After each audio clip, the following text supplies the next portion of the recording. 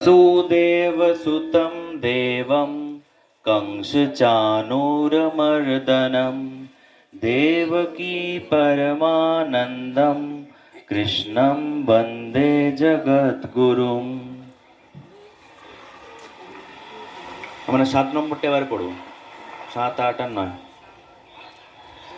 पराश्चर्य बचो सरजममलं गीतार्थगन्धोत्कटं नानाख्यानककेशरं हरिकथा सम्बोधनाबोधितं लोके सज्जन षट्पदै हरहरः पेपीयमानमुदा भूयात् भारत पंकजं कलिमलप्रध्वंसी न श्रेयसे। যেটা মানেটা হচ্ছে যে ব্যাসদেবের কথা বলা হচ্ছে, পরাশরের পুত্র ব্যাসদেব। তো তার যে বাক্য যে এখানে বর্ণিত হয়েছে, তার যে বর্ণনা আর কি, সেটি বলছে এখানে সরোবরজাত, সেটা একটা সুন্দর ফুলের একটা উপাখ্যান বা উপমা দেওয়া হয়েছে। হরিকথা প্রসঙ্গ দ্বারা প্রস্ফুটিত নানারূপ এই যে আখ্যান এখানে রয়েছে, সেটাকে কেশর এর সাথে তুলনা করা হয়েছে। এবং যে এই পদ্মের যে মধু, তার যে কথাগুলোকে পদ্মের সাথে তুলনা করা হয়েছে।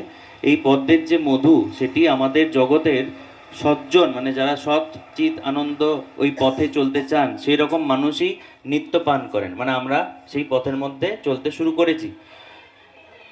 কলির যে কলুষ, সেই কলুষকে নাশ করা গীতারূপ তীব্র সুগন্ধযুক্ত অমল, মানে এমনি পুরো মহাভারতটাই সুন্দর, তার মাঝে আবার আরও সুন্দর হচ্ছে গীতা।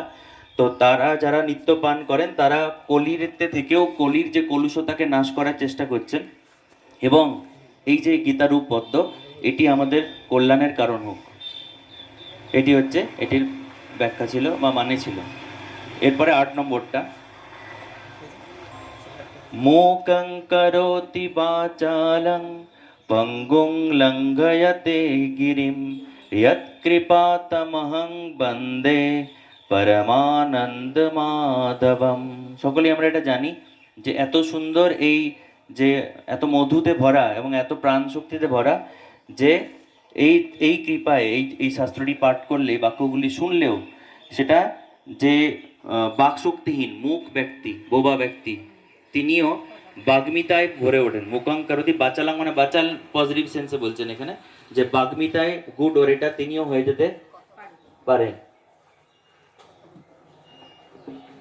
পঙ্গুং লঙ্ঘয়াতে গিরিম, মানে যারা পঙ্গু, হাঁটতে পারে না, শারীরিকভাবে অক্ষম, তাহলে মনের জোর, বুদ্ধির জোর, আত্মার সাথে কানেকশন কি লেভেলে বাড়িয়ে দেয়, সেটা বোঝানোর জন্য বলছেন যে পঙ্গু সে পাহাড় লঙ্ঘন করতে পারে।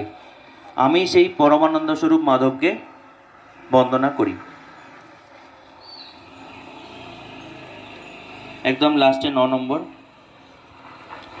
শান্তকারং ভুজগশয়নং পদ্মনাভং সুরেশং বিশ্বধারং গগনসদৃশং মেঘবর্ণং শুভাঙ্গম লক্ষ্মীকান্तं কমলনয়নং योगिविधानर्गमं वन्दे विष्णुर्भवभयहरं সর্বলোকৈকনাথম।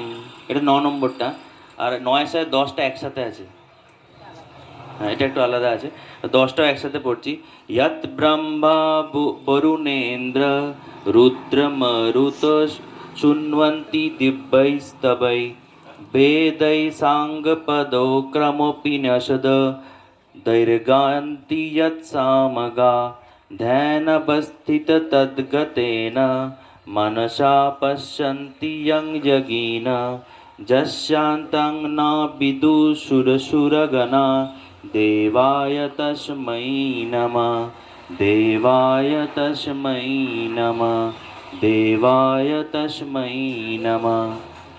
এটার মানে হচ্ছে যে ব্রহ্মা, বরুণ, মানে সমস্ত দেবতাদের কথা বলা হচ্ছে, তার সাথে সৃষ্টিকর্তার রুদ্র, মরুদগণ, দিব্য স্তোত্র যারা যার স্তব করেন, সামবেদে গায়কগণ অঙ্গ, পদ, ক্রম এবং উপনিষদ সহ বেদ মন্ত্র দ্বারা যার স্তুতি করে থাকেন, যোগীগণ ধ্যানে যার ওপরে স্থিত হন, তাকে তদ্গত চিত্তে দর্শন করেন, দেবগণ এবং অসুরগণ যার অন্ত, তার শুরু শেষ কিছুই জানেন না, সেই পরম পুরুষ নারায়ণকে আমি নমস্কার করি, প্রণাম করি। তাই 3 বার লাস্টে ওই দেবায় তস্मै নমঃ এটা দিয়ে আমরা আজকের গীতার ধ্যান শেষ করলাম। এবারে মূল যে শ্লোকগুলি সেগুলি আলোচনা করব।